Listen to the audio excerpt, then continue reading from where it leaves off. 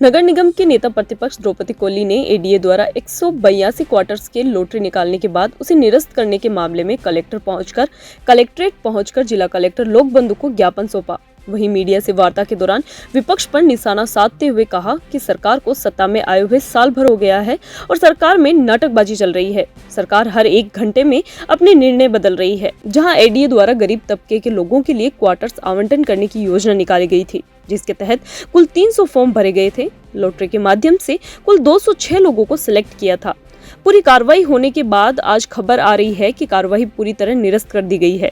जहां कोली ने कहा कि चयनित लोगों को इस बात की जानकारी तक नहीं थी कि उनके फॉर्म रिजेक्ट हो चुके हैं। एक मजदूर व्यक्ति दिन में मेहनत मजदूरी करके अपना जीवन यापन करता है और आज अपने क्वार्टर के फॉर्म को लेकर कलेक्ट्रेट पहुंचा है। उसकी भावना को आहत किया गया है। आज यहाँ पर आप देख रहे हो कितनी पब्लिक आई हुई है। ये राजस्थान सरकार जब से बीजेपी की सरकार बनी है, अभी इसको 1 साल हो गया बीजेपी की सरकार को, और ये सरकार नहीं नाटक चल रहा, ये सरकार नहीं सर्कस चल रहा। सही क्या हमारे बड़े नेताओं ने भी, और आप खुद देख रहे हो आज कोई डिसीजन करते हैं 1 घंटे बाद उस डिसीजन को बदल देते हैं। ये पब्लिक के साथ इस तरह से दुराचार कर रहे हैं, दुर्व्यवहार कर रहे हैं। लोगों को सपने दिखाते हैं, सपनों को ऐसा मेट देते हैं। अभी हाल ही में एडीए द्वारा एक योजना निकाली गई थी जो बीपीएल की और इनकी क्वार्टर्स है, जिनके पास घर नहीं है उनको घर रहने के लिए किराए पर दिए जाएंगे। बीएचयू के जो क्वार्टर्स है 182 क्वार्टर्स है, लॉटरी के द्वारा लोगों को किराए पे दिए जाएंगे। इन्होंने एक निकाला था, लोगों ने बेचारों ने पैसे लगा के फार्म भर दिया, सब कुछ कार्रवाई पूरी कर ली। उसके बाद इन्होंने लिस्ट निकाल दी, जांच कर ली।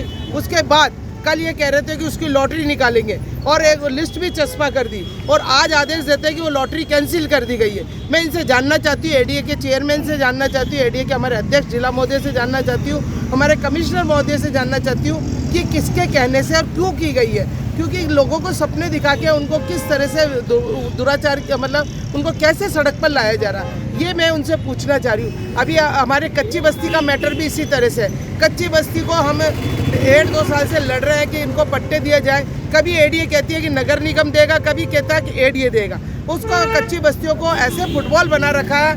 हेमनानी जी रोज अखबार में मैसेज वो देते हैं न्यूज़ कि कच्ची बस्तियों को नगर निगम ने ले लिया, लेकिन नगर निगम कहती है कि हमने नहीं लिया। तो ये इस तरह से गरीब जनता के साथ छलावा कर रही है और उनको गुमराह किया जा रहा है। तो आज हम ये ज्ञापन देना है कलेक्टर साहब को कि इस तरह से गरीब लोगों के बेचारों की 500 रुपये की मजदूरी छोड़कर आते हैं, और आज नहीं 10-5 दिन और ले लेंगे तो इनके तो जितने का झांझ नहीं उतने के मजीरे फूट रहे, बेचारों को जितने की कोई चीज़ नहीं मिल रही है उससे ज़्यादा इनको लॉस हो रहा। तो हम इस कलेक्टर साहब से और कमिश्नर साहब से ये कहना चाहते हैं कि इस तरह की कोई वो ना करें।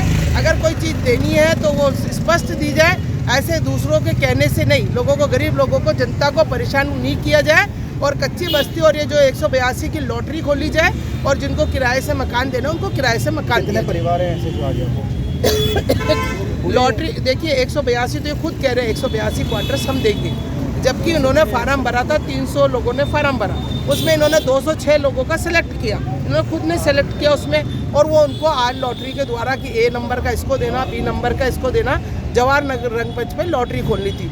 आप बेचारों को बताया भी नहीं, सुबह अखबार में दिया इन्होंने कि वो निरस्त की जाती है। अब ये सारे लोग तो अखबार नहीं पढ़ते, इन्होंने अखबार में पढ़ा नहीं पढ़ा, और ये बेचारे आगे अपने लॉटरी का इंतजार करने कि भाई हमारा लॉटरी में कौन सा नंबर आएगा। तो यहाँ आके इनको पता लगता है कि वो लॉटरी निरस्त की कर दी।